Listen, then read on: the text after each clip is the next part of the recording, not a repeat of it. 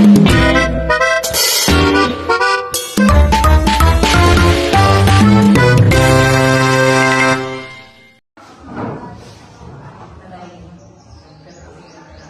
we're done with the topic of Irish and Gia about the morphology and its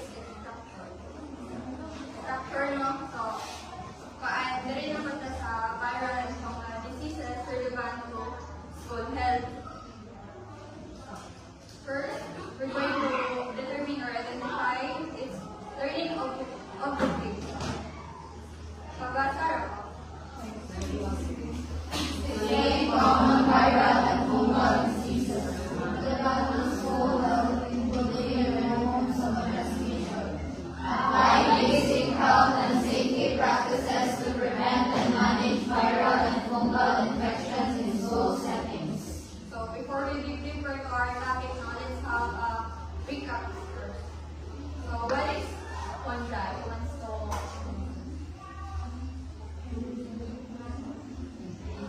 Anyone? Who what? Yung tatlong days in the variant epidemic study, mold, algae. Yes. Exactly. Say organic, it has a root nucleus. Then how about a virus? Who wants to?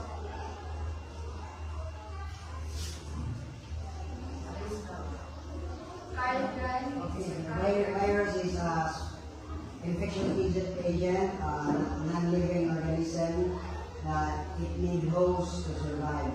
It produces diseases. So exactly, no? So when we say virus, it's like a toxin or a toxic in our body.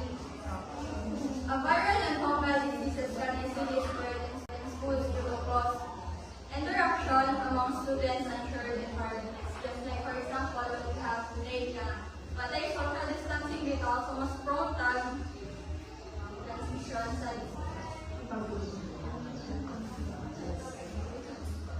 understanding their causes, which is katong mga agents, it is caused by bacteria or virus, and symptoms, transmissions, and prevention is important in promoting proper hygiene, health awareness, and a safe school environment. So, when we say viral disease, what does it mean? So a viral disease is a term that used if an illness is caused by a virus. Meanwhile, a fungal disease used naman na term if an illness naman is caused by a fungi. Again, difference between infection, disease, and condition. An infection happens when harmful microorganisms such as katong mga virus, bacteria, mga fungi, pero agad na focus aniron, virus ka, o katong fungi. Or parasites enter the body and multiply. So it's like now we're na-expose without mga parang sample na lang ani kanyang mga open cartoon, then infections are caused by pathogens and may spread from one person to another. So for example, boring ka, kanilay ka, di ba? Bunot-bunot kasi kung maligo ka na kung tingin. Kaya ba lang, nilay mo ka, so kaya ba ako sa iyo? Consequence na bunot-bunot ka lang. Imo pa ka nyo kaligo. Pag na-expose mo na ng mga pathogens, talawad na yung kag-infection, nakaligo. Exactly. Kung pili pa niyo kanang kumbinsin mo yung effect diba? Kung ano yung makita mo kung may proper hygiene wala. So kung may nasa siya kung may gamitin sila kanang mga non-living object na ito non-living may battery first na kanang kung may no more battery first na just mga non-living things, mga